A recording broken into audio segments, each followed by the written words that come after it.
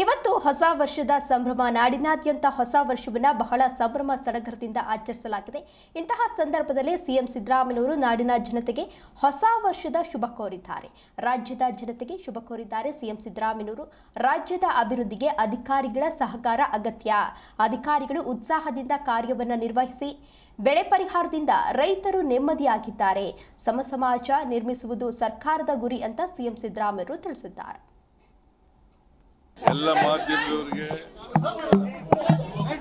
2026ನೇ ವರ್ಷ ಸುಖವಾಗಿ ನಿಮಗೆಲ್ಲ ಒಳ್ಳೇದಾಗಲಿ, ನಿಮ್ಮ ಬಾಳಲ್ಲಿ ವರ್ಷವನ್ನು ಉಂಟು ಮಾಡಲಿ ಅಂತೇಳಿ ನಾನು ಜನರಿಗೂ ಕೂಡ ರಾಜ್ಯದ ಜನತೆಗೆ ಹೊಸ ವರ್ಷದ ಶುಭಾಶಯಗಳನ್ನು ಕೋರ್ಲಿಕ್ಕೆ ಬಯಸ್ತೀನಿ. ಎಲ್ಲ ಮಾಧ್ಯಮದವರಿಗೆ 2026ನೇ ವರ್ಷ ಸುಖವಾಗಿ ನಿಮಗೆಲ್ಲ ಒಳ್ಳೇದಾಗಲಿ, ನಿಮ್ಮ ಬಾಳಲ್ಲಿ ವರ್ಷವನ್ನು ಉಂಟು ಮಾಡಲಿ ಅಂತೇಳಿ ನಾನು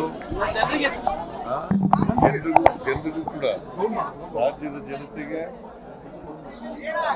ಹೊಸ ವರ್ಷದ ಶುಭಾಶಯಗಳನ್ನು ಕೋರ್ಲಿಕ್ಕೆ ಬಯಸ್ತೀನಿ. ಎಲ್ಲ ಮಾಧ್ಯಮದವರಿಗೆ 2026